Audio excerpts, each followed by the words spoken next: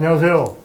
저는 오늘 대담회의 진행을 맡은 RMI 경영연구소의 이순재 소장입니다. 강서TV와 RMI 경영연구소가 공동 기획하는 RMI 경영연구소의 쉽게 풀어보는 보험 이야기. 첫 번째 주제인 자동차 보험 제대로 알면 득된다에 대한 이야기를 시작해 보고자 합니다.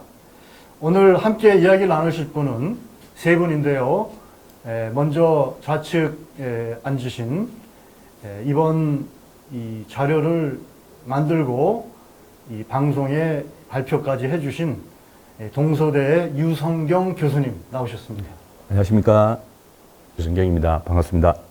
네, 그리고 옆자리에 앉으신 이 자동차 보상 분야의 실무 전문가인 신덕균 가나손해사정법인 이사님 나오셨습니다. 안녕하십니까.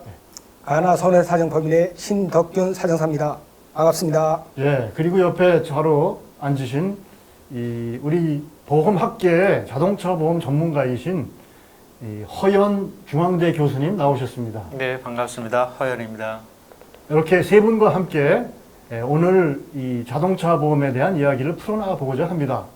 자, 오늘 첫 번째 이 화두를 던지기 전에 자, 지난 방송에서 이 시청자분들 중에 질문을 주신 분이 있는데 이에 대한 답변을 발표를 맡으셨던 유성경 교수님께서 먼저 간단하게 답변하시고 들어가도록 하겠습니다. 부탁드립니다. 네. 먼저 좋은 질문을 주신 시청자분께 감사의 말씀을 드립니다. 먼저 질문을 주신 첫 번째 질문이 어린이 보호구역에 있어서 속도 위반 또는 주정차 위반 이런 부분에 대해서 주말 또는 공휴일에도 적용이 되느냐는 질문이었습니다.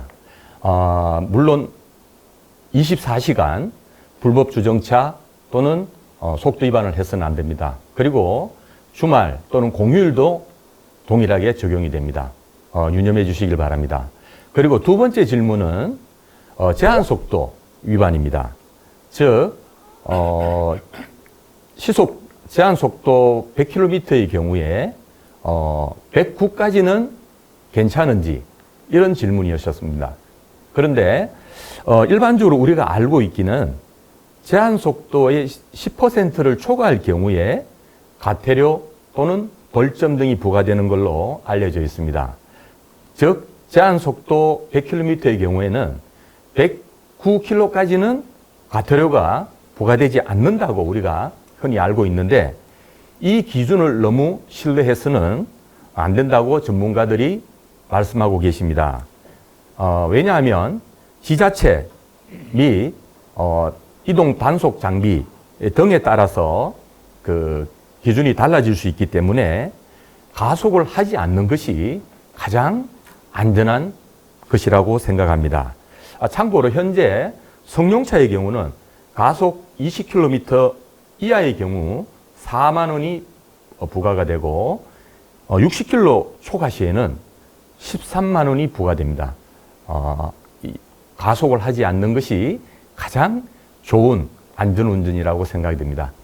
네, 답변 감사합니다. 자, 우리 질문하셨던 우리 시청자분에게 좋은 답변이 됐으리라고 믿고 오늘 첫 번째 이 화두를 던져보자면 최근에 이 서울 중부 지역에 근 80년 만에 이 집중호우가 쏟아져 갖고 인명피해와 자동차 침수 등의 큰 피해를 입었는데요. 자, 침수로 인한 자동차의 피해 보상을 받기 위해서 어떤 조치를 취해야 될지 해결책을 먼저 알아보는 순서를 갖도록 하겠습니다.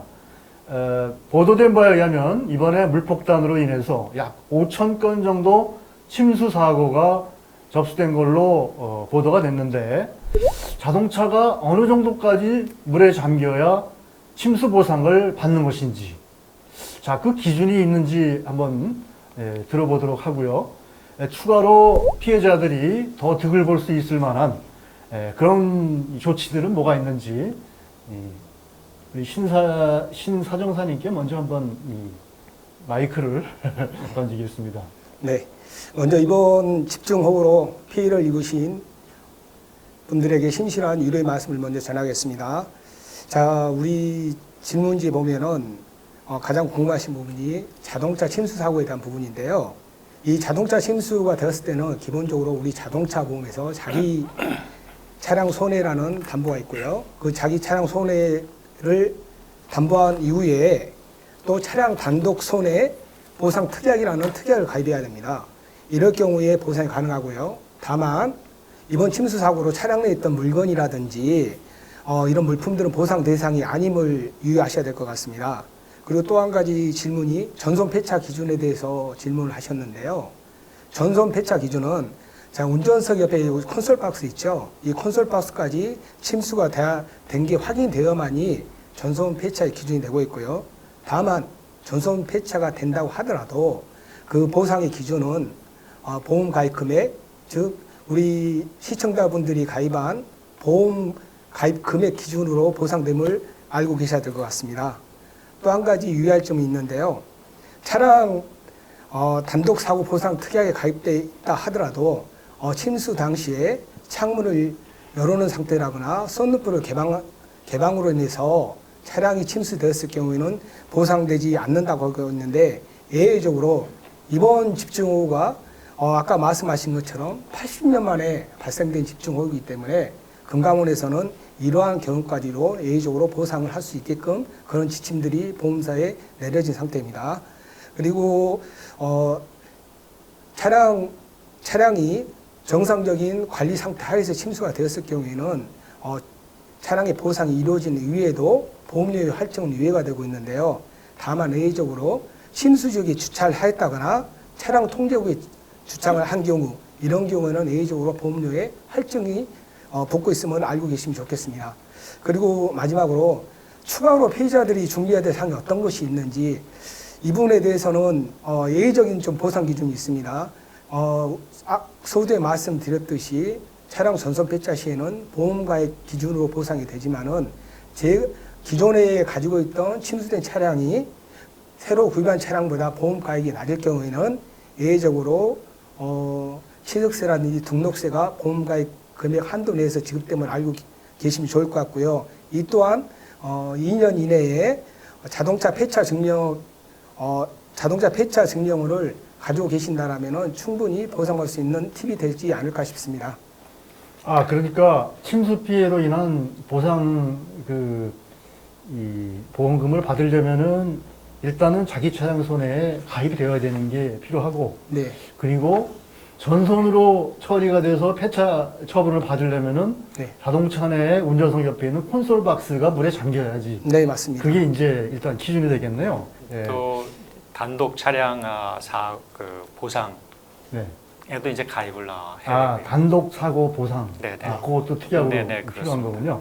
예. 원래 이제 홍수는 자연재해이기 때문에 보상에서 제외되는 그런 사고로 이제 규정이 됐었는데, 네.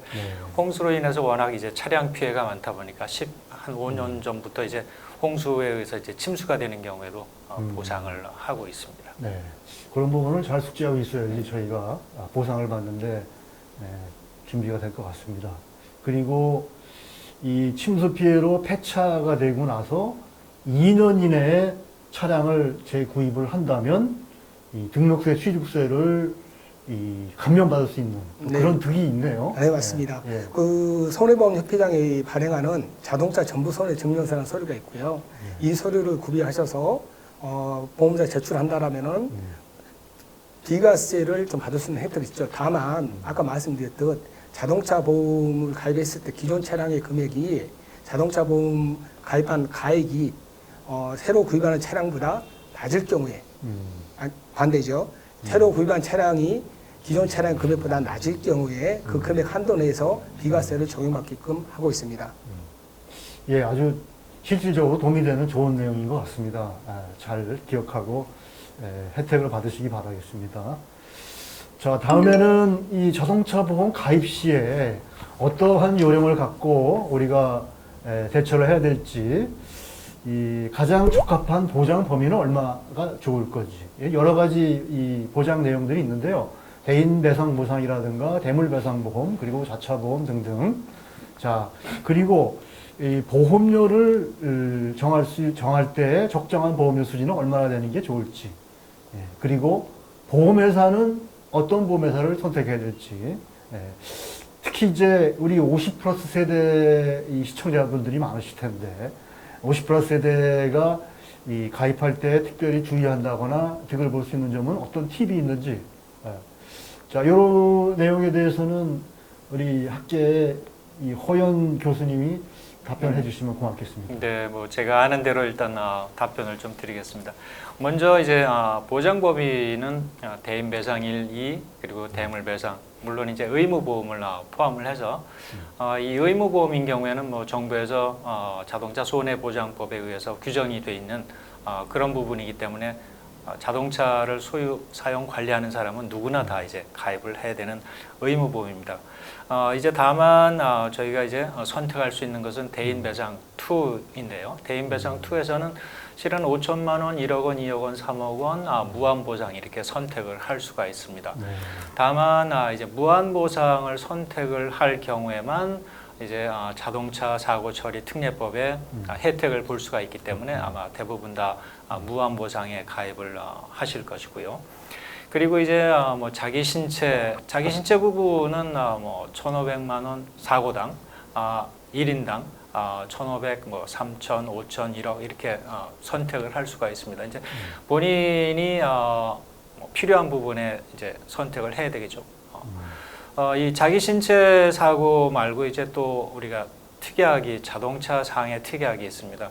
이 부분은 이제 휴업 손해까지 보상을 하는 조금 더 폭이 넓은 그러한 담보 부분인데요. 뭐 자기 신체 손해를 선택을 하든지 아니면 자동차 상해를 선택을 하든지 선택을 하실 수가 있습니다. 다만 이제 자동차 상해 부분은 보험료가 조금 더 비싸다고 이제 아시면 되겠고요. 무보험 차량 부분은 뭐 이따가 좀 다 자세하게 아마 설명을 조금 더 드릴 기회가 있을 것이긴 합니다만 이 부분도 이제 뭐 선택의 여지가 2억을 할 것인지 혹은 5억을 선택을 할 것인지 두 개 중에 하나 선택을 하시면 될 것이고요. 그리고 이제 자기 차량 손해 부분인데 자기 차량은 실은 이제 시장 가격이나 혹은 보험개발원에서 산정한 그러한 보상 기준에 의해서 이제 보상이 되게 됩니다. 네. 그래서 아마 보장 범위 부분에 대해서는 그 우리가 대인 배상 2나 혹은 뭐 자기 신체 이 부분에서는 저희가 조금 이제 보험료를 좀 절감할 수 있는 그런 여지가 있고요. 그리고 이제 자기 차량 부분에 있어서 자기부담금 제도가 있습니다. 그래서 자기부담금 제도는 물적 손해 금액이 50만 원, 100만 원, 150만 원, 200만 원 이렇게 되어 있습니다. 높은 금액을 선택을 할수록 이제 보험료가 조금 더 올라가겠죠. 그래서 작은 금액을 선택을 하면 그만큼 조심해서 이제 운전을 해야 할 필요가 있습니다. 보험료가 싸기 때문에 조금 이제 더 큰 리스크를 짊어지게 되는 것이죠. 그거 말고 이제 자기 차량 손해의 20%를 이제 자기 부담금으로 설정을 할지 혹은 30%를 자기 부담금으로 선택을 할지 선택을 해야 되는데요. 자기 차량 손해의 30%를 선택을 하시면 내가 더 많은 책임을 지기 때문에 보험료가 조금 더 싸진다고 할 수가 있습니다. 대신 이제 조금 더 조심해서 아마 운전을 하셔야 할 필요가 있을 것입니다. 네. 자, 우리 시청자분들이 50 플러스 세대가 많으실 테니까 네. 그분들의 경우는 이미 운전 경력도 많이 있으실 거고 그러니까 조심 운전을 한다고 한다면 가급적이면은 그 보험료를 절약하기 위해서 그 자기 부담금을 조금 높이는 것도 요령이 있지 않을까요? 네, 보험료를, 그렇습니다. 예. 그런데 실은 우리나라 자기부담금 제도는 물적 손해 금액과 연동이 돼서 조금 이상한 그런 제도긴 합니다만 네. 가급적이면은 자기부담금을 크게 가져가는 것이 네. 보험료를 좀 절감할 수 있는 부분이고요. 그리고 이제 특약 중에서 운전자 범위를 설정을 하는 특약이 있습니다. 네. 운전자를 가족으로 한정하거나 혹은 뭐 부부로 한정하거나 혹은 1인으로 한정을 하거나 이제 또 연령 특약이 있는데 연령은 높을수록 이제 보험료가 조금 더 싸지는 그런 네. 특약입니다. 그래서 물론 가족 다 운전을 할 수 있지만 그것보다는 이제 부부 한정 특약을 가입을 하면 보험료가 조금 더 싸질 수가 있습니다. 보험료는 뭐 그 정도에서 이제 아마 본인들이 필요한 만큼 선택을 하시면 될 거고요. 보험회사는 실은 뭐 거의 똑같은 표준 약관은 아니지만 어쨌든 거의 대부분 같은 그러한 보험을 판매를 하고 있기 때문에 실은 이제 보험회사는 브랜드 네임에 따라서 이제 보험료가 싸지기도 하고 비싸지기도 하고 조금의 네. 차이가 있지만 네. 그리고 이제 혹시 본인의 차량이 최첨단 그런 안전장치를 가지고 있는 경우에는 할인을 해주는 그 할인 폭이 조금씩 다릅니다. 그래서 이제 보험료를 조금 세이브하기 위해서는 보험 다모아라고 하는 그런 사이트가 있습니다. 거기에 들어가서 본인의 연령, 그다음에 그 여러 가지 차량 특성 이런 것들을 이제 집어넣으면 각 보험회사가 제시하는 보험료를 조금 비교할 수가 있습니다. 네. 그래서 조금 더 전략을 할 수가 있는 그렇군요. 그런 부분이 네. 있습니다. 그런 보험 담화와 같은 포털 사이트를 이용하는 것도 절약할 수 있는 방법이고 또 보험회사 간에도 약간의 이 미세한 보험료 차이가 같은 보장을 하더라도 차이가 있겠죠. 네, 그렇습니다. 예. 그리고 온라인으로 가입하냐 아니면 설계사를 통해서 가입하냐 네. 거기에 따라서도 네, 당연히 이제 온라인 가입할 경우에는 행정 비용이 조금 전략이 되기 때문에 보험료가 보통은 한 15% 정도 이 네. 정도 이제 싸다고 아이고, 할 수가 큰 있습니다. 차이가 나네요. 네, 그렇습니다. 그리고 한 가지 부연 설명을 드리면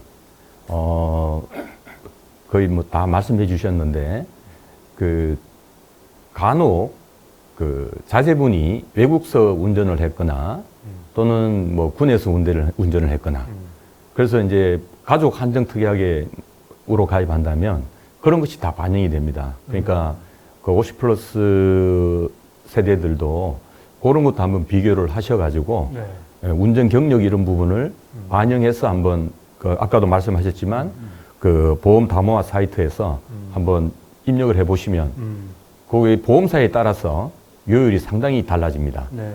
그래서 그런 것도 한번 활용을 해보시면 아주 좋을 것이라 생각이 됩니다. 제가 한 가지만 조금 더 첨언을 드리면 실은 이제 보험료 산정에 보험 가입 경력 부분이 있습니다. 그래서 네. 아마 자제분들이 최초로 이제 차를 사서 자기 이름으로 보험을 가입할 때 보험 가입 경력이 없기 때문에 대개 보험회사에서는 30% 또는 40% 정도 이제 할증을 해서 보험료를 계산을 합니다. 그래서 이제 가족 운전 한정 특약을 가입할 경우에는 그 자녀의 이름을 기명 피보험자에 이제 이렇게 등재를 시켜놓으면 자녀의 그 보험가입 경력이 이렇게 네.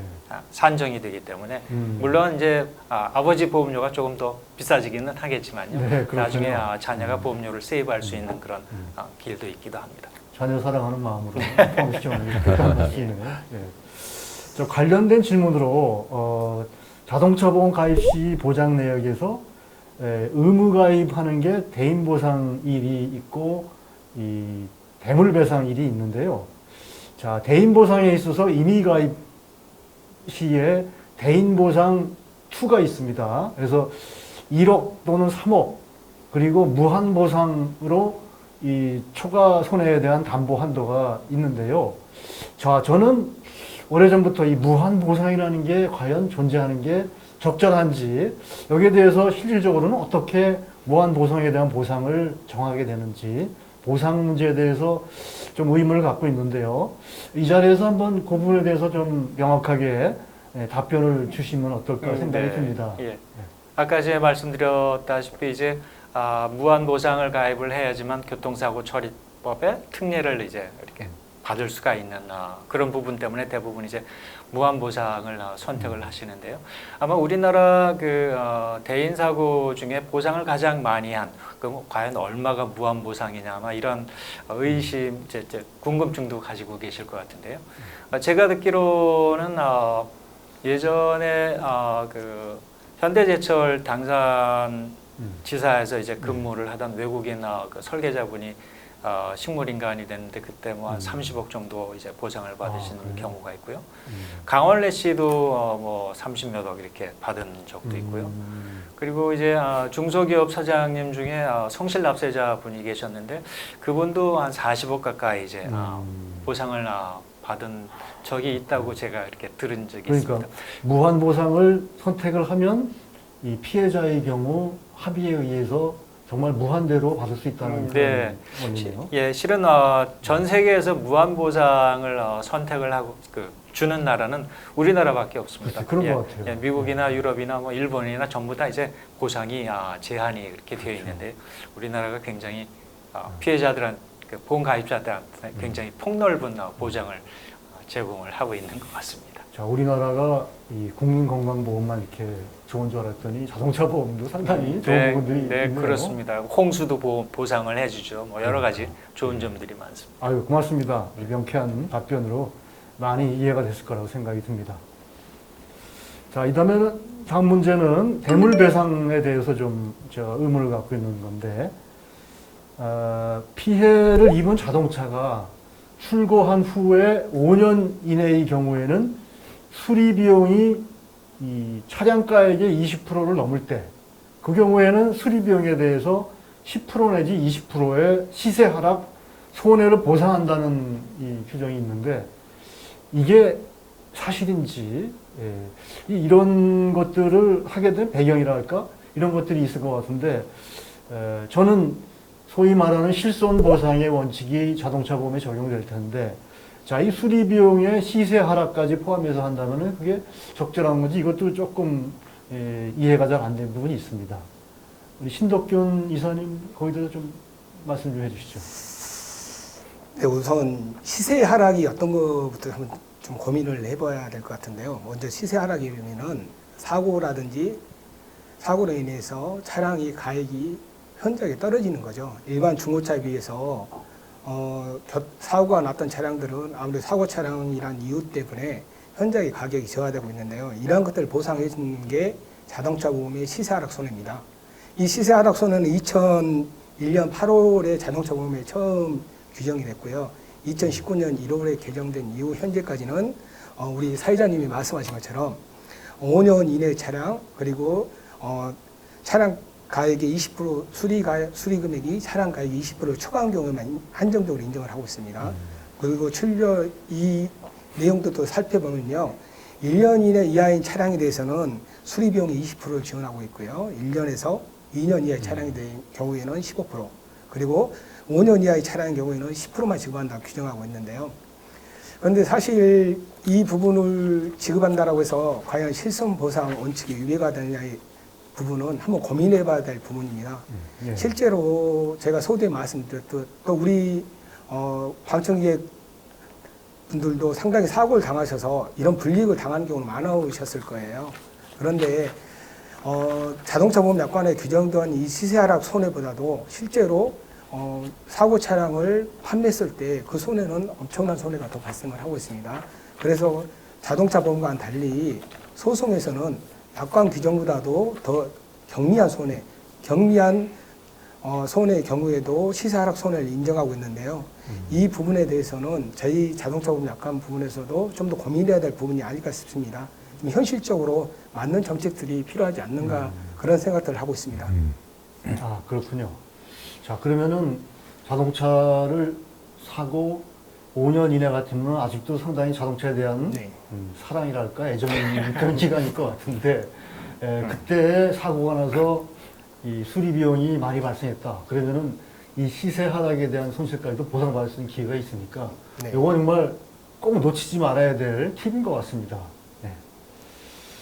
자, 그 부분은 그렇게 저희가 이해를 하고, 자, 다음번 제가 갖고 있는 이 질문을 드리자면, 우리 대부분의 이 시청자분들은 이 자녀를 두고 계실 텐데, 자녀가 무보험 차량에 이 상해 사고를 당하는 경우가 적지 않게 발생하고 있습니다. 그래서 이 경우에 부모가 이 소유한 자동차가 무보험 특약에 가입하고 있다면 보통 2억 내지 5억의 보상을 받는 걸로 그렇게 가입이 되는데요. 실제로 이 부모의 자동차 보험에서 자녀가 무보험 차량으로 피해를 받았을 때 보상이 되는 건지, 실제 사례가 정말 일어나고 있는지에 대해서는 조금 의문이 들더라고요. 그래서 그 부분에 대해서도 우리 신 이사님이 이 답변을 주시면 고맙겠습니다. 무보험차 상해 담보 아주 좋은 담보죠. 제가 자동차 보험에서 아까 우리 허 교수님이 먼저 서두에 말씀을 하셨는데 여러 가지 담보가 있는 것 중에 가장 또 어떤 보장 범위도 높고 또 실질적으로 보험 자동차보험 가입함으로써 내가 혜택을 받을 수 있는 담보 중에 하나가 저는 무보험차 상해 담보라고 말씀을 드리고 싶습니다. 이 무보험차 상해 담보는 이 가해 차량이 무보험 상태, 즉 대인 배상 1만 가입되어 있다거나 대인 배상 2가 가입되어 있더라도 대인 배상 2에 적용받지 않는 자동차 또는 대인 배상 전체 종합보험이 가입되어 있더라도 연령 한정 특약이라든지 가족 한정 특약 때문에 제대로 보상이 안 이루어지지 않는 경우, 그리고 마지막으로 뺑소니 차량인데 사고 차량이 보유불명 사고로서 밝혀지지 않았을 경우 혜택을 받는 담보인데요. 이 무보험차 상해 담보에서 말하는 자동차의 범위는 타타 도로교통법이라든지 자회법에 규정된 차의 범위보다도 훨씬 더 넓게 보장을 하고 있습니다. 예를 들면은 우리가 뭐 개인용 이동 장치라고 하시는 뭐 스쿠터, 전동 스쿠터, 전기 자전거 이런 것까지도 무보험차 상해 담보에서 보상을 하고 있기 때문에 상당히 폭넓은 보상 범위를 가지고 있다라고 생각하시면 될 것 같고요. 우리 사회자님께서 여쭤보셨는데요. 이런 사고가 정말 많으냐? 상당히 많습니다. 저희가 많은 고객들과 또는 상담자들하고 이야기를 하다 보면은 이런 사례들이 꽤 많고요. 더군다나 요즘 TM 사고들이 많이 발생되기 때문에 이 무보험차 상해 담보를 적극적으로 활용하시면 좋을 것 같고요. 무보험차 상해 담보는 그 자동차 보험 지급 약관 기준이라는 게 있습니다. 이 약관 지급 기준으로 산정을 하기 때문에 그 부분을 참조하셔서 적극적으로 활용하시면 좋을 것 같습니다. 네. 그러니까 결국에 이제 자녀들이 외출을 했다가 무보험 차량에 상해를 입은 경우 상해만 해당이 되죠. 이럴 경우에는 이제 부모님의 자동차 보험 가입 무보험 차량 상해 부분에서 네. 병원비라든지 뭐 이런 부분들이 이제 담보가 된다 이런 얘기입니다. 네. 그래서 굉장히 가치가 있는 그런 담보 중에 하나라고 생각이 네. 됩니다. 다만 이제 2억 또는 5억이라고 그랬는데 그거는 이제 그 대인 배상 1까지는 정부 보장 사업에 의해서 사망인 경우에 1억 5천, 네. 이제 부상인 경우에 3천만 원까지 이제 보상이 되고 피해 금액이 그 금액을 초과하는 경우에 이제 부모의 무보험 차량 담보에서 보상이 이루어지는 그렇군요. 그런 부분입니다. 네. 기본적인 보장은 거기서 대인 배상 이래서 이제 해주고. 네네. 네, 그렇군요. 자, 이런 부분들 저희가 잘 알지도 못해갖고 자녀가 자동차 사고를 당했는데 그 차가 무보험 차량이래 어떡하지 이렇게 해서 이제 고민하는 경우가 많이 있을 것 같습니다. 네, 그래서 여기서 지금 얘기하는 게 많은 사람들이 나는 책임보험에 가입했으니까 무보험 차량이 아니다 이렇게 인식을 하고 살아갈 텐데 지금 이 내용을 보자면 대인 배상 2를 가입하지 않으면 무보험 차량으로 지금 본다는 거 아니겠습니까? 상해하고 있을 때. 네. 네. 그러니까 대인 배상 2까지는 기본적으로 꼭 가입을 하는 게 이거 이왕이면은 무한 보상까지 네. 하는 게 안전한 요령이 되겠습니다. 그리고 또 가해자 입장에서도 대인 배상 2까지 가입하는 게 교통사고 처리 특례법에 특례를 받을 수 있기 때문에 네. 충분히 우리 시청자분들도 현재까지 가입하고 있지 않으시다면은 대인 배상 2까지는 충분히 가입하시면 좋을 것 같습니다. 예, 알겠습니다. 잘 들으셨으리라고 생각이 듭니다. 자, 우리 자동차 운전, 이 교통사고에 있어서 무면허 운전에 대한 사회적인 물의를 많이 일으켜 왔는데, 자, 요즘 소위 핫한 이 이슈가 무단 운전, 절취 운전에 대한 이제 이 문제들이 많이 발생하고 있습니다. 무단 운전은 뭐고 절취 운전은 뭔지 정확한 의미, 이 차이가 무엇인지, 그리고 무단 운전자에 의한 또는 절취 운전자에 의하여 교통사고를 당했을 경우 이 사고에 대한 처리는 어떻게 하는 건지 보험과 연관지어서 좀 알아보면 좋을 것 같은데 이 부분에 대해서는 허연 교수님이 좀 네, 부탁을 드리겠습니다.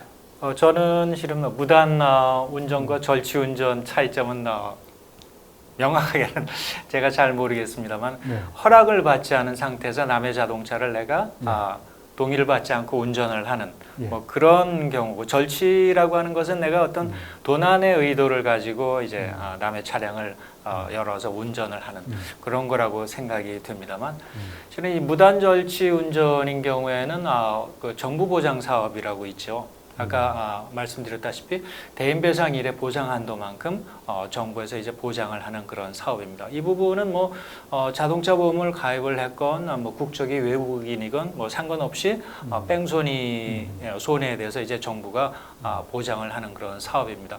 자동차 보험 가입자의 그 보험료 중에 일부를 떼서 매년 적립하는 돈이 뭐 한 130억 정도 이렇게 되는 걸로 제가 네.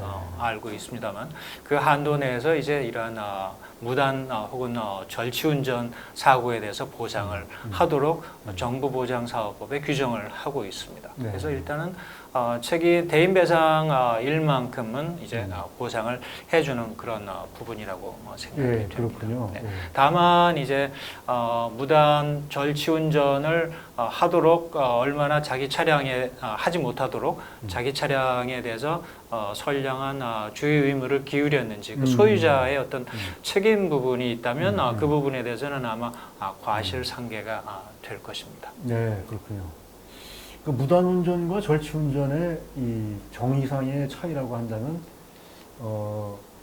이 소위 운전자와 자동차 소유자 간의 인적 관계가 있느냐 없느냐, 그게 중요한 포인트인 것 같아요. 동의가 있었느냐 없었느냐. 예, 이런 그리고 이제 것인데. 둘 다 동의는 안 받고 하는 거죠. 예, 그러니까 그렇죠. 일단은 허락이 없었다 이런 얘기입니다. 사후 허락 가능성 예. 이 부분도 무단 절취운전을 판단하는 중요한 기준이 되죠. 음. 보유자와 그 차량의 보유자와 운전자가 어떤 인적 관계가 있던 것이 있으면 무단 운전이고 그렇죠. 예. 인적 관계가 없던 게 절취운전 예, 예. 부분을 또 구분을 하고 있고요. 나아가서 사후에 사고가 발생한 이후에 보유자가 운전자의 운전을 허락할 수 있었느냐, 사후에 허락 가능성이 있었느냐도 그 구분을 하고 있습니다.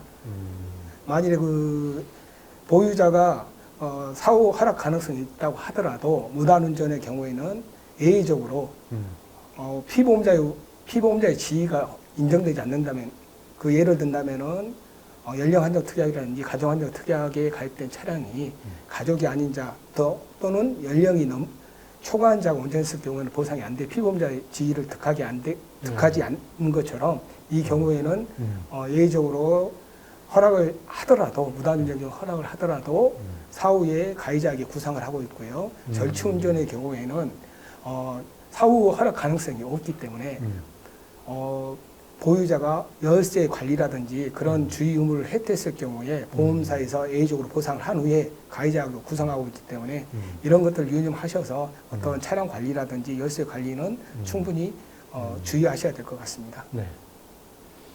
그러니까 이 무단운전이나 절취운전은 기본적으로 그 무단운전자가 책임이 있는 거네, 그죠? 네. 예. 그리고 결국 절취운전자의 경우에 구상까지 해서라도 잘못에 대한 손실은 다 물린다. 그런 맞습니다. 예. 여기서 중요한 것이 두 분께서 말씀하셨지만 이 무단이나 절취 운전에 있어서도 이 보유자, 차량의 보유자의 책임이 그 적용될 수 있다 하는 것을 항상 유념하셔야 됩니다. 열쇠를 아무렇게나 놓는다거나 차량 문을 열어 놓는다거나 네. 이럴 경우에 하나의 방관 이런 부분에 대한 보유자의 책임이 부과될 수 있기 때문에 네. 그런 부분이 매우 중요하다고 생각합니다. 예, 그렇군요.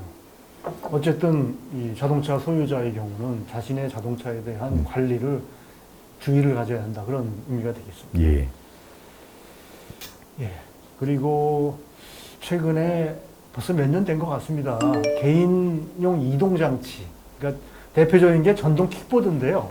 길거리 가다 보면 전동 킥보드 타는 이 뭐 젊은이들 뭐 중년에 있는 분들까지 상당히 많이 타고 다니시는데 이러한 전동 킥보드 같은 장치가 급증하면서 이로 인하여 발생하는 교통사고의 수도 급증하고 있습니다. 자, 이 전동 킥보드에 자동차와 부딪혔을 경우에 어떻게 이 보상을 해야 될지 그 처리 방법이 궁금합니다. 그래서 신덕균 이사님이 이 부분에 대해서 좀 간단히 답변을 주시면 고맙겠습니다. 네. 개인용 이동장치, 일명 PM이라고 하죠. 그 정의부터 제가 설명을 드리겠습니다. 개인용 이동장치 PM이라는 것은 도로교통법에 규정된 원동기형 자전거 중 하나인데요. 시속 25km 미만 운행할 경우에는 전동기가 작용하지 아니하고 자체 중량이 30kg 미만인 것을 말하고 있는데요. 저희가 흔히 볼 수 있는 아까 사회자분도 말씀해 주셨는데 전동 킥보드 그리고 세그웨이 아시죠? 두 발로 서서 보통 이 세그웨이를 설명을 하자면은 아이언맨이 주로 타고 다녔던 거, 이 세그웨이라고 하고 있고요. 그리고 전기 자전거 등이 있는데요. 2021년 5월 13일 날 도로교통법이 개정이 되면서 개인용 이동장치를 운행함에 있어서 운전면허도 있어야 되고요. 그리고 동승자도 안전장구를 착용을 해야 됩니다. 그리고 이를 위반 시에는 법칙금이나 과태료가 적용이 되고요. 또 가장 중요한 부분은 이 교통사고 처리 특례법상의 자동차의 범위에는 이 개인용 이동장치가 적용이 되기 때문에 음주운전이라든지 사고 발생 시에는 상당한 어떤 불이익을 당할 수 있다는 것에 대해서는 기억하셔야 될 것 같습니다. 그 보상적인 측면에서 제가 또 설명을 드리자면은 먼저 개인용 이동장치를 타고 와서 제가 사고를 낸 경우 또는 개인용 이동장치를 타고 가다 제가 피해자가 된 경우 두 경우로 나눠서 설명을 할 수가 있는데요. 먼저 개인용 이동장치를 제가 운행하다가 사고를 낸 경우 같은 경우에는 안타깝게도 어떠한 보험에서도 혜택을 받을 수가 없습니다. 우리가 흔히 일상배상 책임에서도 받을 수 있지 않느냐 또는 도로교통사고 처리 특례법상 자동차의 범위에 포함이 되기 때문에 여기에 보험에서 혜택을 받을 수 있지 않느냐라는 질문들을 가끔 하시는데요. 전혀 혜택받을 수 없음을 유의하셔야 할 것 같습니다. 만일 제가 가해자 위치가 돼서 사고를 일으켰다면 제 자비로 처리해야 되니 이 부분에 대해서는 상당히 유의를 하셔야 될 것 같습니다. 두 번째로 제가 개인용 이동장치를 사용 중에 피해자의 위치에 된 경우에는 상대편이 자동차일 경우에는 그 자동차 보험으로 처리를 받을 수는 있겠죠. 자동차 보험으로 처리를 대인배상이든지 이런 걸로 처리를 받을 수 있을 거고요. 만일에 보행자라든지 일반인과의 어떤 충돌 사고의 경우에는 상대편이 가입한 보험의 일배책으로 보상을 받을 수는 있을 것 같습니다. 다만 이 경우에도 나에게 과실이 있을 경우에는 과실만큼 보상을 받기 때문에 충분한 보상이 이루어지지 않을 것 같습니다. 그리고 또한 만일 아까 무보험자 상해담보에서 말씀드렸던 제가 자동차하고 사고와 접촉사고라든지 사고 충돌로 인해서 부상을 입었을 경우에 그 차량이 우연히 또 무보험 차량일 경우에는 보상이 막막하겠죠.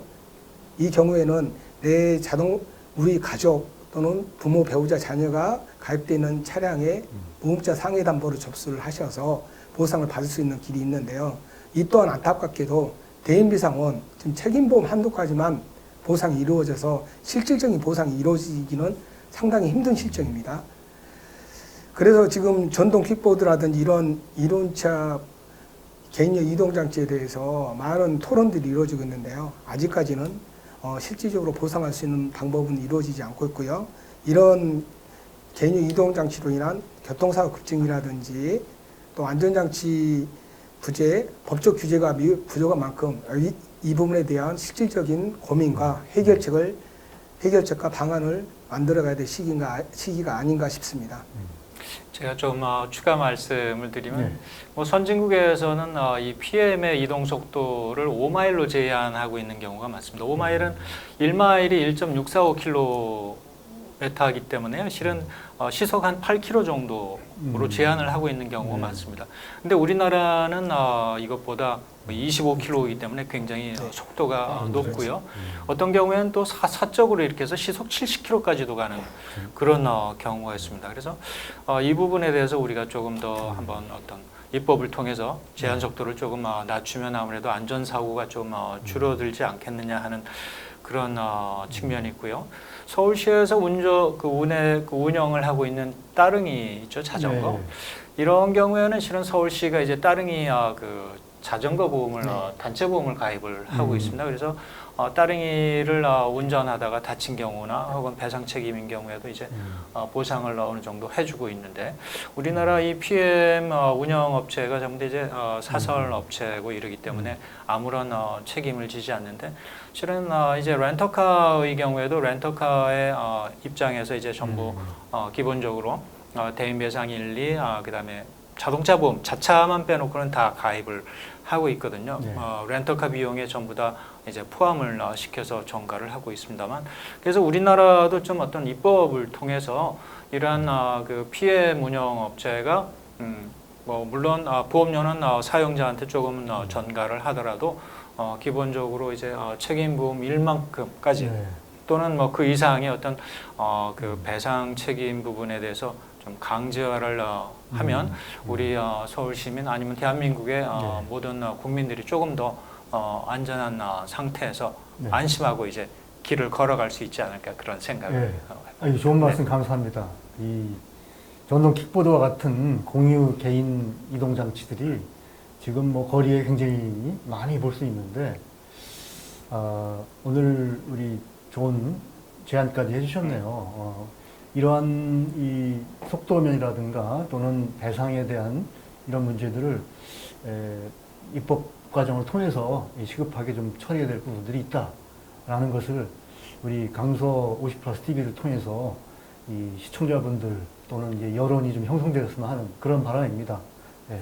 그리고 저희 50플러스 세대 분들은 지금 말씀하신 내용들을 보자면은 이 피해로 인한 보상을 해줄 수도 없고 받을 수도 없고 네, 다 맞습니다. 개인 네. 자비 부담을 하기 예. 때문에 그런 면에서는 우리 리스크 관리의 한 수단 중에 회피라는 방법이 있지 않습니까? 회피. 우리 여러분들은 타지도 말고 전동 킥보드 같은 게 지나가면은 좀 거리를 두고 좀 안전하게 피해 다니는 게 제일 합리적인 방식이 아닐까 이런 생각이 듭니다. 그러니까 아까 이제 동승 말씀을 하셨는데 실은 동승은 허용이 되지 않고 있습니다. 1인용 이동 수단이기 때문에요. 그리고 이제 그 만약에 내가 개인 상해보험을 가입을 해 있다고 하면 피해를 당할 경우에 우선 내 상해보험에서 보상을 받고 내 그 보험업체가 가해자에게 이제 구상을 할 수 있는 그런 방법도 있습니다. 그렇군요. 네. 그래서 지금 우리가 이 입법을 한다든지 좀 이렇게 큰 정부 차원에서 이렇게 접근하는 것도 하나의 방법이겠지만 네. 제 생각에는 지자체 네. 아니면은 뭐 구청 이 단위로라도 그 조례를 뭐 변경한다든지 뭐 그런 어떤 규정을 만들어서 그 지자체별로라도 우선 시행을 할 필요가 있지 않나. 왜냐하면 저도 이렇게 길 가다 보면은 제가 깜짝깜짝 놀랄 정도로 이 위협을 느낄 때도 있고 또 운전자의 경우도 또 그런 사고의 위험성이 있으니까 좀 지자체 단위로서라도 빨리 이런 좀 시급한 네. 그 보완책을 마련할 필요가 있지 않나 이렇게 생각을 합니다. 굉장히 좋은 말씀, 좋은 제안이신 것 같습니다. 저는 개인적으로 말씀을 드리고 싶으면은 이 개인 상해보험에서도 보상이 되지는 않습니다. 상해보험에서 그런가요? 네, 이륜차로 보기 때문에 이륜차 또는 개인용 이동장치는 보상하지 않는다는 규정이 있어서 상해보험에서 보상이 되지 않는 그런 또 안타까운 사정이 있고요. 예. 그래서 제가 좀 하나의 저의 작은 좀 제안이라면은 우리가 어린이 보호구역이 처음 설정했을 때 상당한 어떤 반발도 있었고요. 또 거기에 대한 어떤 우려도 있었지만 지금은 정착이 되고 있지 않습니까? 저는 개인용 이동장치 PM에 대해서도 충분한 그런 교육 또는 어떤 홍보 또 이런 문제점들을 인지를 시키셔서 이런 거에 대해서 좀 위험성을 인지하고 이용할 수 있고 또 거기에 대해서도 충분히 안전하게 운행할 수 있는 그런 사회적인 분위기가 좀 조성됐으면 하는 바람이 있습니다. 제 잘못을 잡아주셔서 예. 또 뭐 대담회라는 게 그런 거 아니겠습니까? 서로 이제 갖고 있는 생각들을 서로 나누고 또 혹시 조금 오류가 있으면 같이 또 수정도 하고. 자, 우리 RMI 경영연구소가 사실은 이런 공익적인 차원에서 이거 우리 사회 정화라든가 리스크 없는 사회를 만들자라는 그런 취지의 미션을 갖고 있지 않습니까? 그러니까 우리 경영연구소에서도 이러한 이 사회적인 리스크랄까요? 위험을 초래하는 이런 것들을 줄여나갈 수 있는 그런 데에 적극적으로 동참을 하도록 하겠습니다. 자, 또 한 가지 좀 더 실질적인 사례라고 할 수 있는데요. 저희가 뭐 지난 20년이랄까요? 최근에 들어서 여행을 많이 다닙니다. 그래서 뭐 젊은 가족이나 나이 드신 분이나 뭐 국내외 여행을 많이 다니는데 국내의 경우는 자동차로 여행하는 경우가 많이 있습니다. 그런데 친구끼리 같이 이 동승을 해서 자동차 여행 내지는 자동차 운전을 하는 경우가 많이 발생하는데, 자, 내 차가 아닌 친구 차로 운전을 할 때 나의 과실로 타인의 신체라든가 타인의 재산상 자동차에 피해를 주었을 경우에, 자, 이 경우에는 어떤 식으로 이게 보장이 될 수 있는지, 그 피해에 대한 보상을 뭐 말씀해 주시면 어떨까 생각이 듭니다. 우선 다른 자동차 담보 특약은 예전에는 이제 무보험 차량 담보를 가입을 하게 되면 자동으로 따라오는 공짜 특약이었습니다만, 최근에는 이제 그것을 분리해서 별도로 가입을 하게 하는 보험사들도 있습니다. 그래서 보험 가입하실 경우에 반드시 그 부분을 확인을 좀 하시면 좋겠고요. 뭐 말씀하신 바와 같이 친구 차를 내가 여행길에 운전을 한다. 근데 내가 만약에 이제 다른 자동차 운전담보 특약을 가입을 하고 있으면 제가 이제 친구 차를 그냥 운전을 할 수가 있습니다. 운전을 할 때도 마치 내가 내 자동차로 운전을 하는 것과 같은 그런 보장이 이제 적용이 되는데요. 다만 이제 보장이 안 되는 것은 친구 차의 차량 손해 부분입니다. 자차 부분은 이제 보상이 되지 않기 때문에 그 부분은 제 책임이 되는 것이죠. 그렇죠. 이 부분만 주의하시면 얼마든지 이제 친구 차를 운전을 할 수가 있고요. 또 다른 방법은 이제 친구가 임시 운전자 특약을 가입을 하는 것입니다. 예를 들어서 뭐 3박 4일 동안 간다 그러면 4일 동안 아무나 운전할 수 있는 그런 특약이죠. 보통 아마 50대 기준으로 해서 하루에 한 2,500원 이 정도의 보험료만 납입을 하시면 임시 운전자 특약을 가입을 할 수가 있기 때문에 모든 그 담보를 친구 차에서 이제 다 하는 것이죠. 뭐 명절 때 뭐 귀향을 하거나 이럴 때 뭐 아들하고 아니면 아버지하고 아니면 삼촌하고 이렇게 같이 갈 때도 임시 운전자 특약을 가입하면 좀 편하게 이렇게 운전을 할 수가 있습니다. 네. 저도 개인적으로 이 자동차 보험은 내가 운전하는 내 차에 대해서만 적용이 되는 거 아닌가라고 생각한 적이 있었는데, 그러니까 다른 사람의 차를 운전한다가 이럴 때는 나 자동차 보험에 가입이 안 돼 있는데 내가 해도 되겠냐, 이런 생각을 하게 되잖아요. 근데 사실은 내가 내 자동차 보험을 갖고 있다면 다른 친구나 친척들의 차를 운전하더라도 내 잘못에 의한 이 피해 보상은 내 자동차 보험에서 보상을 해주면 되니까, 그러니까 그런 고민 없이 할 수 있다는 그런 말씀입니다. 근데 대인 뇌물 자기 신체까지는 다 되죠. 다만 이제 자기 차량 손해, 그래서 친구 차의 물적 손해에 대해서는 제가 책임을 져야 되는 그런 한계가 있습니다. 그래서 보통 지금 그 친구 차량에 대한 손해를 보상해 준다는 것을 보상 안 해준다는 것을 모르는 사람들이 많습니다. 다 해준다라고 생각하고 있습니다. 대인, 뇌물, 뭐 자차까지. 그러니까 이제 그런 부분을 좀 인지를 하고 있어야만 만약에 사고가 났을 경우에는 곤란하죠. 본인이 친구 차량 소유자의 차량을 보상을 해줘야 되는 부분이 있기 때문에 그런 부분에 대해서 좀 알고 있으면 좋을 것 같고, 일일 운전 그 특약을 그게 생각보다는 가입하기도 간편합니다. 뭐 손해보험회사 그 포털 사이트에 들어가시면 쉽게 가입할 수 있기 때문에 아무리 비싸도 일일에 한 6,000원 정도면 가입할 수 있습니다. 그래서 아무나 몰 수 있기 때문에, 운전할 수 있기 때문에 그런 부분을 꼭 가입하시고 명절이든 뭐 휴가 가실 때 이용하시는 게 좋을 것 같습니다. 보험의 기본 원리라고 할 수 있듯이 작은 보험료를 투자를 하고 큰 사고 났을 때 보장해주는 그런 원리를 잘 활용을 해야겠네요. 아까 허 교수님이 충분히 설명을 하셨지만은 이것도 하나 보험료를 아낄 수 있는 방법이 아닌가 싶습니다. 50 플러스 세대분들이 연령 한정 특약, 가정 한정 특약을 가입하시면서 이 임시 운전자 특약이 있다는 것만 기억하신다라면은 평소에는 그 보험료를 아낀 그 저렴한 가격, 저렴한 보험료로 운영을 하시다가 네. 교수님 말씀하신 것처럼 어쩔 수 없는 사정, 즉 명절이라든지 또 내가 운전을 할 수 없는 상황이 된다면 이 특약을 또 이용하시면 보험료를 아낄 수 있는 또 하나의 팁이 될 수 있을 것 같고요. 네. 그리고 그 타차운전 담보 특약에서 자차가 보상되지 않는데 일부 보험사에서는 이 또한 특약으로 타차운 다른 자동차 차량 손해 특약을 또 운영하고 있으니 이 또한 또그 기억하고 계셨다가 필요하시면은 활용하시면 좋을 것 같습니다. 네. 다만 이제 임시운전자 특약은 하루 전날 가입을 하셔야 되고요. 일일 운전 그 차량은 그 담보는 내가 신청한 즉시 네. 그날 그 시간부터 이제 네. 적용이 됩니다. 그렇군요. 예.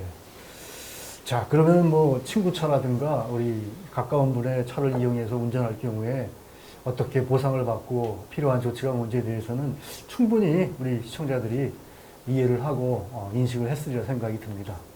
예, 관련된 내용으로 한 가지 더 제가 문제를 한번 드리자면은 렌트카를 많이 이용하죠. 렌트카. 우리가 해외로 가는 거는 뭐 우리 렌트카하고는 관련이 없겠지만 국내에서도 최근에 제주도로도 많이 가고 뭐 여러 이 도시 내지는 이제 장소를 택해 갖고 열차나 비행기를 통해서 이동을 하고 그 현장에서 렌트카를 빌려서 사용하는 경우가 많이 발생하는데, 자, 렌트카 운전 중에 자차 사고가 발생했을 경우, 렌트카를 내가 부주의하게 운전하는 바람에 렌트카 범퍼가 뭐 부서졌다거나 아니면은 뭐 팬더가 찌그러졌다, 뭐 등등 이런 자차 사고가 발생하는 경우가 있는데, 자, 이 경우에 렌트카 보험을 따로 가입을 하는 게 맞는 건지 아니면은 내가 갖고 있는 자차 보험으로 이 렌트카에도 적용이 될 수 있는지 이런 문제들이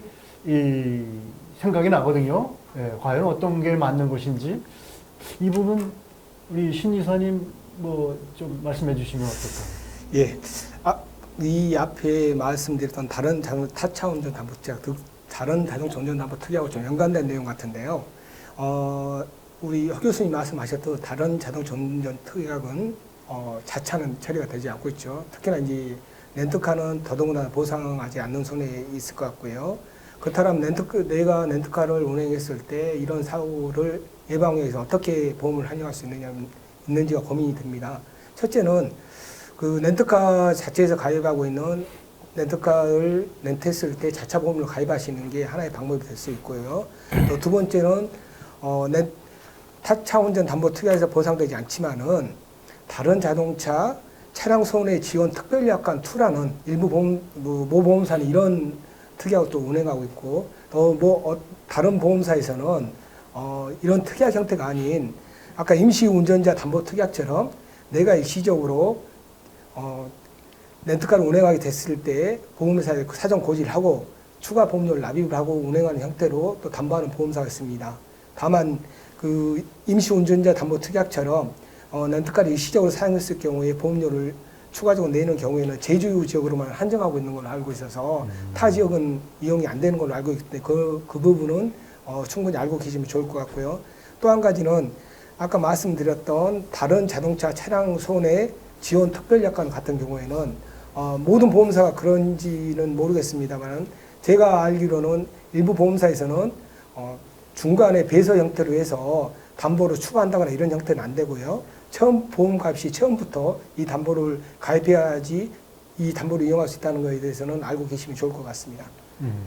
요즘에 이제 렌터카가 경쟁이 좀 심하죠. 그래서 네. 이제 렌터카 업체에서 그 전국 렌터카 공제조합이라고 하는 네. 그 공제조합에서 일일 그 차량 손해, 그러니까 자차 손해에 대해서 이제 담보를 하고 있습니다. 그래서 그 렌터카를 이제 사용하시기 전에 혹시나 그 렌터카 업체에서도 이제 자차가 싼 경우에는 그냥 대여를 해주는 경우가 있습니다. 그러니까 그 부분을 반드시 좀 확인을 하시면 좋을 것 같고요.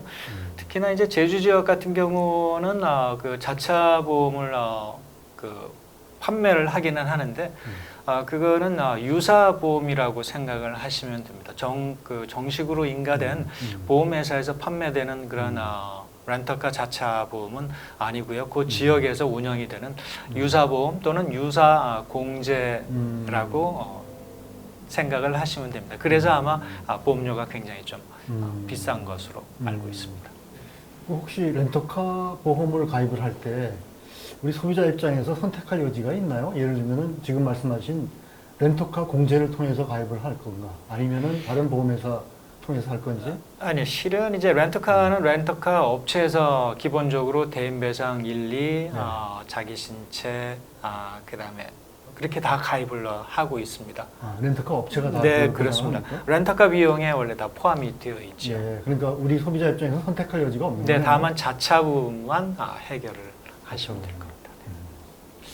네. 네, 그 정도 렌트카에 대한 문제는 그 정도는 충분히 우리 시청자분들 이해를 했으실 거라고 생각이 듭니다. 자, 그 지금까지 우리가 얼마나 이 보상을 받을 것인지 또는 어떤 가입을 할 것인지 이런 부분들을 주로 많이 다뤘는데 제가 이번에 한 가지 더 이 질문을 드리는 거는 이거는 어떻게 보면은 우리가 이 자동차 운전자로서 이 공정한 사회적인 어떤 정의를 실현하기 위한 그런 측면을 포함한 그런 장치가 있다는 거를 좀 인식하고 갔으면 좋겠다는 차원에서 이 내용을 제가 발췌를 했는데요. 이 자동차 운행 중에 접촉사고는 뭐 수시로 발생할 수 있습니다. 네. 그래서 접촉사고는 발생하는데 자, 상대방 피해자의 경우에 이 사고 피해를 상당히 과장해서 예를 들면은 아주 가벼운 접촉사고인데 이 청구된 금액을 보니 이거는 굉장히 터무니없이 크게 사고에 대한 보상을 청구하는 경우가 있는데 자, 이런 거를 이 전문 용어상으로 보험 사기, 조금 더 자세히 얘기하면 연성 보험 사기라고 부르고 있습니다. 그래서 보험 사기가 사기를 쳐서 그게 아니라 이 실제보다 과장하는 이런 부분도 이제 보험 사기에 포함된다고 보고 있는데요. 자, 이러한 보험 사기를 방지하는 차원에서 좀 정확하고 공정한 판정을 해줄 수 있는 이런 어떤 장치가 없는지. 예? 그래서 제가 들은 얘기로는 마디모라고 하는 프로그램이 있다고 해요. 마디모. 이게 이제 영어 약자긴 한데 이 국립과학수사연구원에서 개발한 이 교통사고 상해라든가 이 특히 접촉사고 등을 이 중점적으로 이 분석하는 그런 이 장치라고 하는데 이 부분을 저희 이 시청자분들이 알고 그냥 사고가 나는 경우에 보험회사에 맡겨서 뭐 사고 금액이 내 생각보다 적게 나왔던 크게 나왔던 관여하지 않은 것보다는 이 사회 정의적 측면에서 이런 과장하는 듯한 게 확실히 나타나 보인다면 이 프로그램을 이용해서 정밀 추적 조사하는 게 필요하지 않을까 생각이 듭니다. 이 부분을 우리 허 교수님이 잘 아실 것 같은데 말씀을 해주시죠. 네, 실은 제 가족 중에도 그런 피해 사례가 있는데 제 아들이 운전을 하다가 시속 5km 미만에서 접촉 사고가 났는데요. 대물 접수는 하지 않았습니다. 즉 물적 사고는 없다 이런 얘기죠. 그런데 이제 대인 사고로 750만 원이 청구가 된 경우가 있습니다. 네. 한방병원부터 시작해서 여러 병원을 이제 쇼핑을 하는 그런 과정에서 이제 대인 접수를 해서 제가 보험회사에 굉장히 크게 항의를 한 적이 있습니다. 뭐 마디모 프로그램이 있다면 마디모 프로그램은 실은 이제 시뮬레이션 프로그램입니다. 그래서 시속 몇 킬로로 어떤 상태에서 접촉을 했을 때 어느 정도의 부상이 인정이 되느냐 뭐 이런 프로그램입니다. 그래서 여러분 중에 혹시나 이제 뭐 사고를 냈는데 상대 피해자가 너무 과장돼서 이제 대인 치료를 보상을 요구를 할 경우에는 마디모에 이제 의뢰를 하시면 충분히 이제 법정 다툼으로 가더라도 대항을 하실 수가 있을 것이라고 생각이 됩니다. 일단 뭐 대인 사고가 전혀 인정할 수 없다 이렇게 생각이 되시는 그런 아주 경미한 접촉 사고인 경우에는 대인 사고 접수를 뭐 거절하시는 것도 일단 한번 그 방법이 될 수 있을 거라고 생각이 됩니다. 그런가요? 자, 그럼 요거는 사고 현장에 예를 들면은 CCTV라든가 이런 찍히는 장치가 있어야지 이게 판독이 가능한 거 아닐까요? 그렇죠. 일단 네. 어느 정도 어떤 상황에서 됐는지 당연히 이제 과실 책임주의이기 때문에 네. 본인의 무과실을 주장을 하기 위해서는 본인이 도저히 이런 사고가 날 수 없다라고 이제 기본적인 증거 자료는 제시를 해야 할 것입니다. 그럴 경우에는 그 경찰서 어느 데다가 이렇게 그 신고를 하고 접수를 할까요? 네, 뭐 경찰서 그 교통사고 조사에 일단 신청을 교통사고 하시면은 조사계. 마디모 프로그램을 예. 응용을 해볼 수가 있습니다. 예. 뭐 그거에 대해서 본인이 뭐 특별히 그 비용을 부담한다거나 그런 건 없을까요? 아마 비용은 아닌 공적인 그런 그 프로그램이기 때문에 아닌 네. 걸로 알고 있습니다. 아, 그래요. 자, 그러면 우리 운전자 여러분들도 이 사고 현장에서 이 상대방 피해자가 너무 과도하게 이 보상 대인 대물에 있어서 이 신청을 해서 진행이 된다면 의심할 필요가 있을 것 같습니다. 그래서 이러한 것들이 사회에 만연하면은 우리 사회 공동체 전체 비용으로 이제 전가가 되기 때문에 우리가 이런 부분은 이 교통사고 수사계를 통해서 한번 정밀 판독을 할 필요가 있다라고 생각이 듭니다. 자, 오늘 뭐 렌트카 얘기도 나왔고 또 무보험 사고 차량에 대한 얘기도 나오고 다양한 지금 주제를 갖고 얘기를 나누고 있습니다. 최근에 이 많은 분들이 가족들과 함께 또는 뭐 친구들과 함께 자동차를 운행을 해서 식당에 갔는데 식당에 이 발레 파킹이라 하죠. 대리 주차. 대리 주차를 할 경우도 종종 발생할 것이고 또 저녁에 식사 후에 음주를 할 경우가 이제 발생할 텐데 그럴 경우에 대리 운전을 하게 됩니다. 그래서 대리 주차나 대리 운전의 경우가 종종 발생할 때, 자, 이게 대리 주차하는 그 주차 요원이 이 내 차에 사고를 입힐 때 또는 뭐 이 다른 차량에 사고를 낼 경우, 그리고 대리 운전자가 부주의로 인해서 사고를 내서 피해를 입었을 때, 이거 어떻게 보상받아야 되는 거죠? 신인사님, 여기에 대한 제가 말씀드릴까요? 예. 네. 그 흔히 뭐 대리 주차라고 하죠. 발레 파킹 그리고 또 대리 운전의 경우가 있는데요. 이거 지금 차량에 한정돼서 좀 말씀을 드리겠습니다. 먼저 대리 주차나 대리 운전 같은 경우에는 뭐 그 대리 운전 같은 경우는 대리 운전자 보험을 가입하고 있고요. 그리고 발레 파킹 경우에는 영업배상 책임보험이라는 보험을 가입하고 있습니다. 만일에 이들의 운전으로 인해서 내 차에 어떤 파손이나 오손이 생겼다라면은 그 보험으로 일단 처리가 가능하고요. 근데 만일에 그들이 어떤 그 보험의 접수를 거절한다거나 또는 보험 가입 금액이 현저하게 적을 경우 또는 보험 처리하는데 어려움이 있을 경우는 내 자동차 보험 자차로 접수해서 보상을 받을 수 있는 길이 있습니다. 다만 이제 보험회사에서는 내 차에 대해서 보험금을 지급한 이후에 그 가해자 위치에 있는 대리운전자 또는 발레 파킹 운전자에게 구상하고 할 수 있는 방법이 있습니다. 이 점을 충분히 인지하셔서 이용하시면 될 것 같습니다. 저도 이제 그 차를 뽑은 지 얼마 안 돼가지고 발레 파킹을 맡겼는데 집에 와서 보니까 저녁 때라 예. 많이 확 긁혀 있었던 그런 경우가 있었습니다. 그래서 제가 그 업체에게 이제 배상 책임을 요구를 했는데요.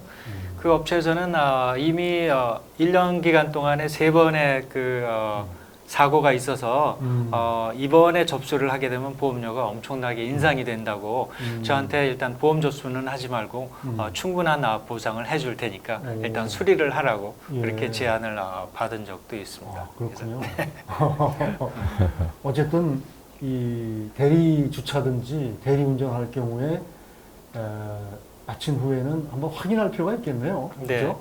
그리고 이제 대리운전자들이 대부분 이제 보험에 가입을 하고 있는데요.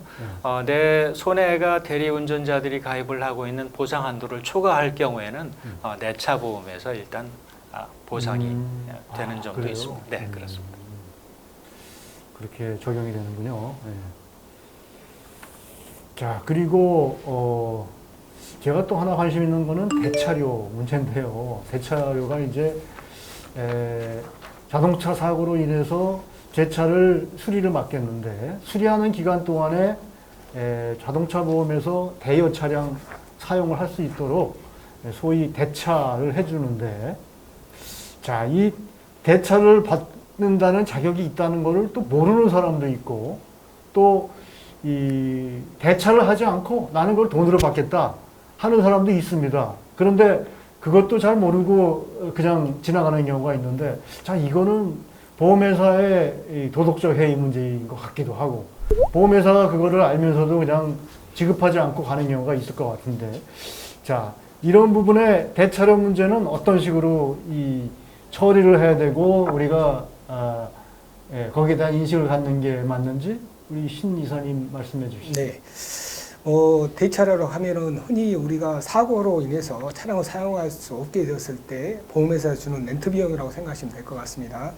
그 렌트 비용에 대해서는 두 가지로 구분을 하고 있는데요. 먼저 수리가 가능한 경우에는 25일 그리고 160시간 이상의 수리가 필요한 경우는 최대 30일까지 인정을 하고 있는 실정이고요. 또 수리가 불가능한 경우에는 10일에 대차료를 인정하고 있습니다. 그리고 자동차를 내가 집안에 여러 가지 차들이 또 그 외에 요즘 세컨 차들 이런 거 많이 있지 않습니까? 그 잔여된 차들도 있을 거고요. 이런 차들을 이용해서 대차를 하지 않는 경우에는 대차료의 35%를 지급하고 있는 실정입니다. 근데 여기서 이제 한 가지 문제가 있죠. 이제 보험사에서 말하는 기준은 동급 차량, 즉 동급 차량의 최저 금액을 지급하고 있는 실정에서 이 부분에 대해서 과연 현실성이 있는지 없는지 고객들하고 많은 분쟁의 다툼이 되고 있고요. 현실적으로 내가 대차료를 받지 않았다고 한다면은 보험금 청구 서명수가 있으니 3년 이내에 청구하면은 받으실 수 있다는 것을 참조하시면 될 것 같습니다. 그 동급 차량도 국산 차량으로 네, 한정이 맞습니다. 되죠. 그래서 외제차 운전하시는 분 불만이 많습니다만, 그러나 이제 과거에 외제차 운전했던 분들이 똑같은 차량이 국내에 없는 경우에는 네. 엄청난 대차료를 요구했기 때문에 이제 네. 그런 형태로 바뀌게 된 것입니다.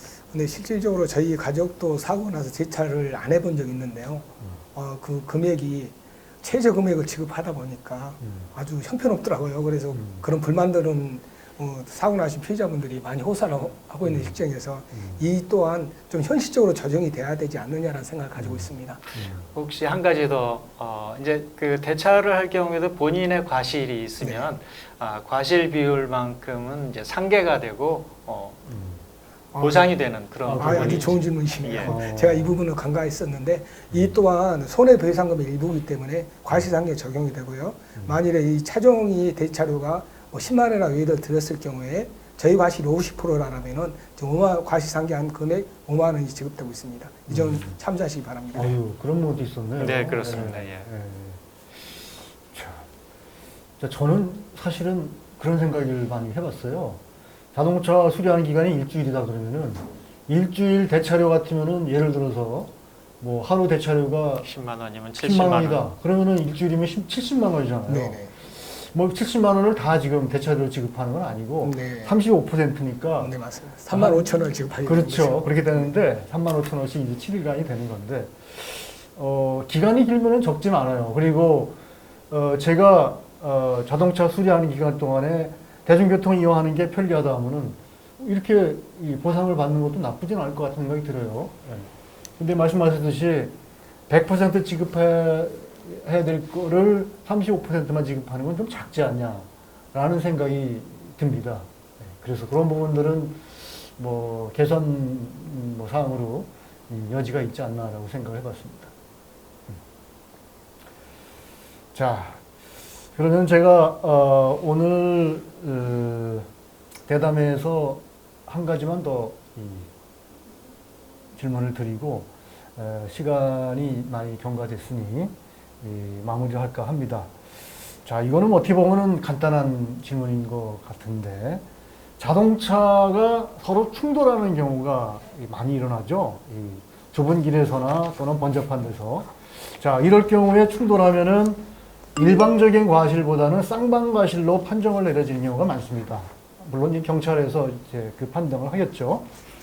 자, 쌍방 과실로 판정이 났는데 과실 비율을 예를 들면은 나는 상대적으로 이 과실한 게 작고 상대방 과실이 크다고 생각하는데 뭐 50% 똑같이 많이 적용을 했다.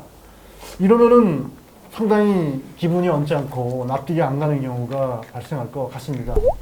그래서 이 쌍방 과실일 경우에 과실 비율에 나는 이 이의가 있다.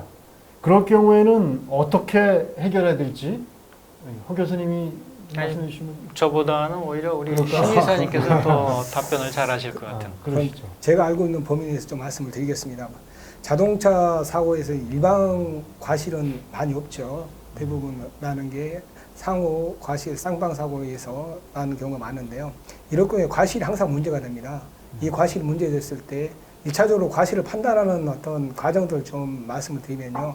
먼저 대물 직원들이 출동을 하겠죠. 현장 출동을 해서 서로 간의 어떤 주장들을 하고 또 대물 직원들끼리 어떤 과실에 대한 판단해서 최종적으로 피해자 또는 가해자들에게 과실에 대해서 당신은 몇 프로의 과실이고 우리 차는 몇 프로의 과실입니다라고 통보를 하고 있는 실정입니다. 그런데 이 과정들이 좀 깜깜이죠. 일반인의 입장에서는 평생 한두 번 날까 말까한 교통사고에 대해서 내가 과실까지 판단하기 좀 어려울 것 같고요. 그래서 이 부분에 대해서 과실에 좀 이의가 있을 경우에는 과실 비율 분쟁 심의위원회라는 데가 있습니다. 이 부분에 대해서 심의를 회부를 하고 있고요. 이 심의 결과에 따라서 또 보험사에서 과실을 주장을 하고 있고 이 주장에 대해서 의뢰인들이 심의 내용에 대해서 인정하지 않는다면 결국은 소송이라는 사법적 판단을 받고 있는 실정입니다.